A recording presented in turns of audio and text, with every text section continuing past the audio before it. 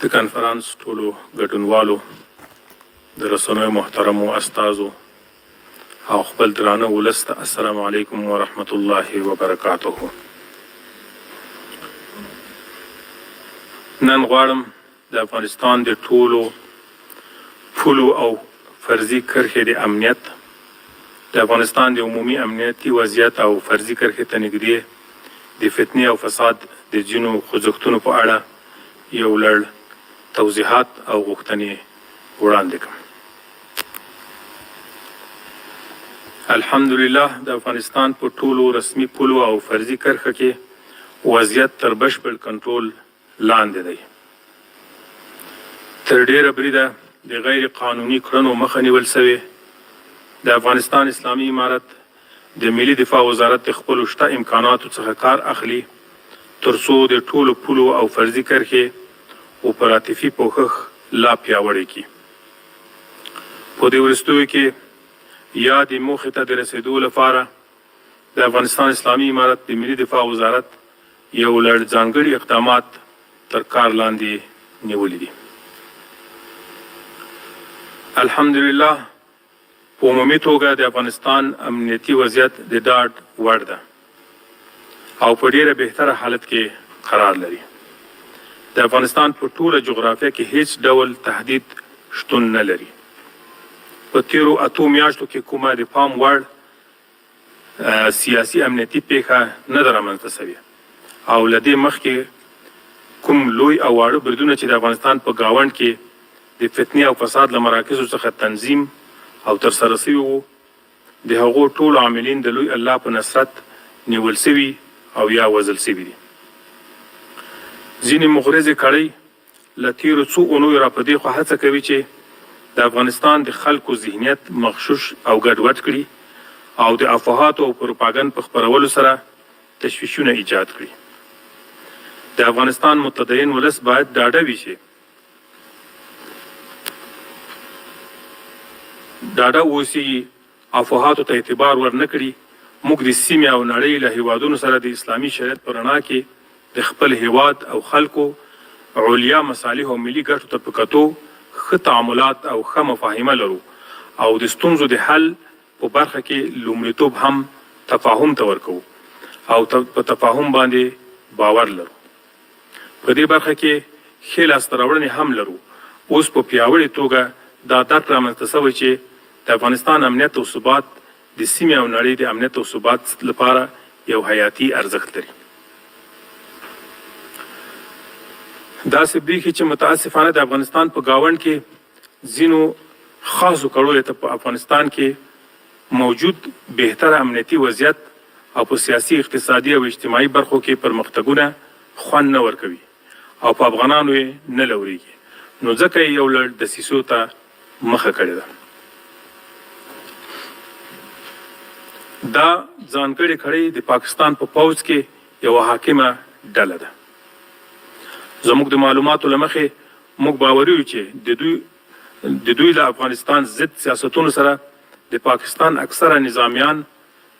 سیاسون، احزاب، علماء کرام او د پاکستان متدین ولس توافق نه لري او هغوی په خپله هم د دې مستبدې کړۍ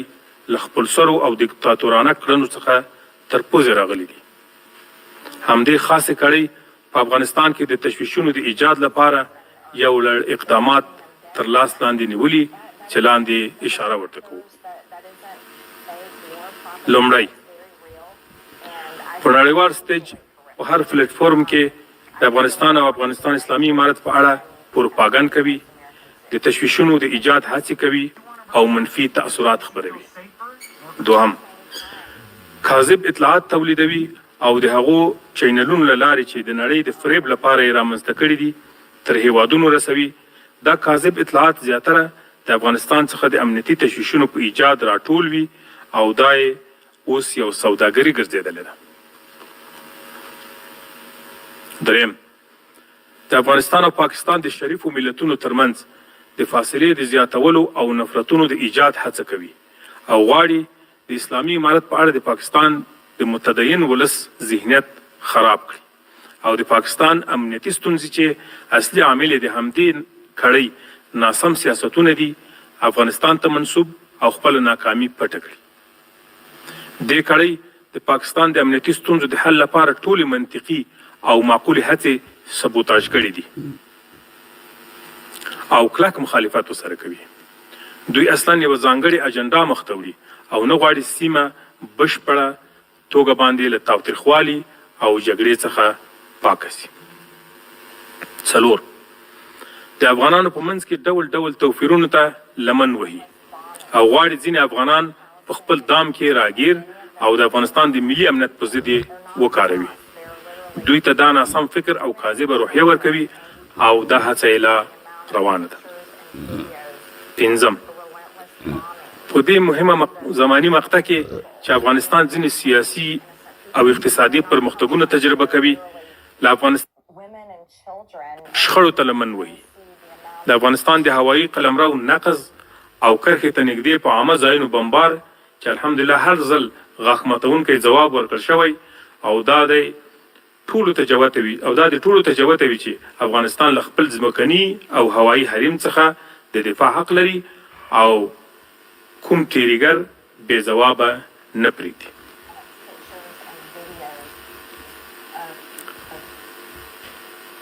باید یادونه وکړو چې دغه کړۍ د پاکستان په خوا کې د مخدره موادو کښت هم مخه کړې ده. په زرګونو هکتاره ځمکه یې د مخدره موادو په کښت باندې لتاړ کړې. دا له هغه وروسته چې افغانستان اسلامي امارت په افغانستان کې د مخدره موادو په کښت باندې بندیز ولګاوه، دوی د دې خلا د ډکېدو لپاره دغه د نړیوال تور بازار یا د قاچاقو بازار ته مخه کړې او خپل خلک تشویقوي چې د مخدره موادو کښت پراخ کړي او له دې پدیدې نه هم د خپلو شومو هیلو لپاره استفاده وکړي او نړۍ زیانمنه کړي. 6 په خپله خاوره کې د داعشي پروژې په موجودیت او پټنځایونو باندې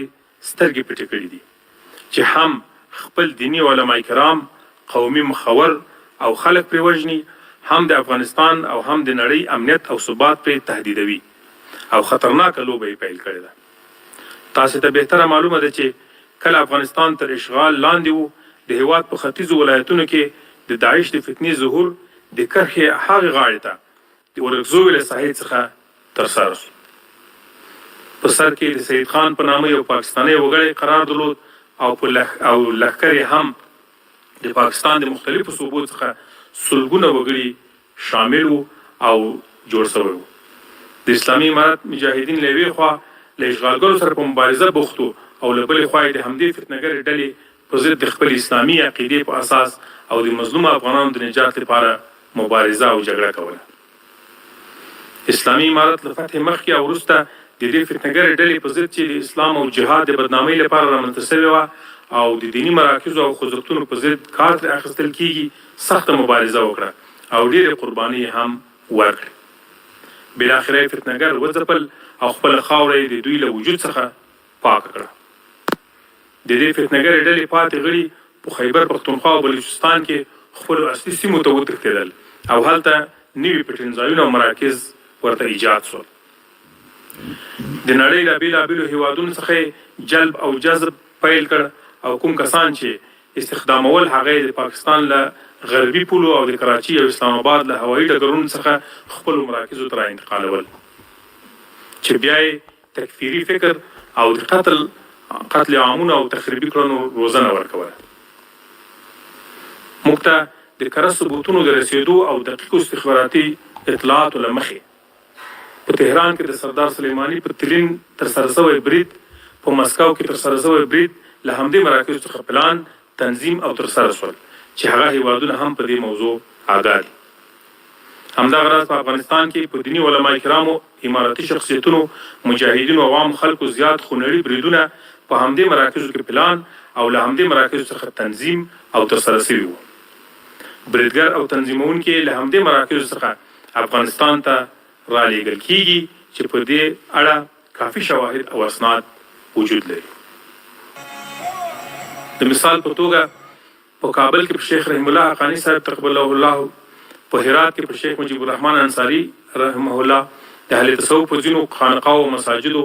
په هرات، غور او کابل کې د اهل تشیع هیوادوالو په ځینو مساجدو زیارت کوونکو او په کابل کې د هندوانو په معبد بریدونه، په کندهار او کندوز کې د افغانستان بانک په څانګو باندې بریدونه، په کابل کې د بهرنیو چارو وزارت په کارکوونکو 2 ځلې مرګونو بریدونه، د فرامینو او حقوقو د تعقیب او نظارت د لوی ریاست په کارکوونکو باندې بریدونه، د بلخ په والي شهید حاجی مزمل تقبل الله برید، د مهاجرینو په وزیر شیخ الحاج خلیل الرحمن حقانی صاحب برید، د شهرسازۍ وزارت په معین صاحب، د نیمروز د ولایت په مقام او د بدخشان ولایت کې په امنیه قمندان مرستیال والی، د قانون او پترولیم پر رئیس تقبل الله برید او یو شمېر نورو مسؤلینو مجاهدینو او عام خلکو بریدونه، په کابل کې د چینار په هوټل، د روسیې په سفارت، په بامیان ولایت کې په خارجي سیلانیانو او په تخار کې په چینایي وګړو باندې بریدونه او دې ته ورته نور جنایات ترسره کېدل. زموږ د دقیقو اطلاعاتو له مخې ځایي وسلوالو چې د 2015 کال په فبروري میاشت کې د بلوچستان په مستونګ سیمه کې د ساين بالفساد یا داعشي فتنهګرو په پټنځایونو او مراکزو کوم بریدونه ترسره کړل، هلته یې تر 10 پورې داعشي فتنهګر ووژل چې یو شمېر مسؤلینو په شمول یې ځینې خارجي اتباع هم پکې شامل وو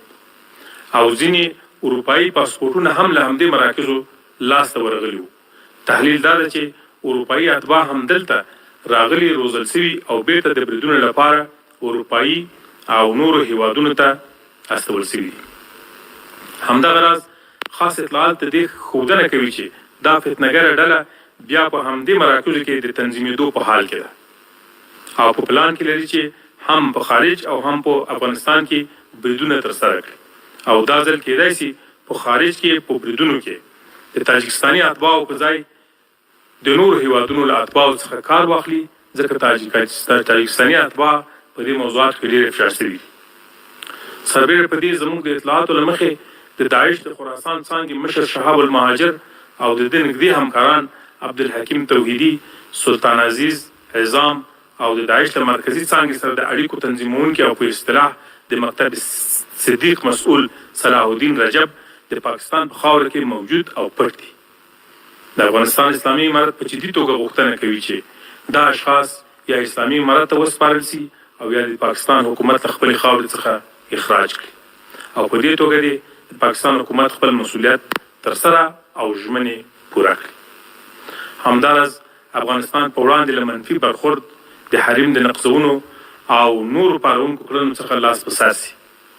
کنه یاد کړنې به په طبیعي ډول خورا منفي او نامطلوب عواقب له ځان سره ولري. والسلام علیکم ورحمت الله وبرکاته. از محترم سخنگوی امارات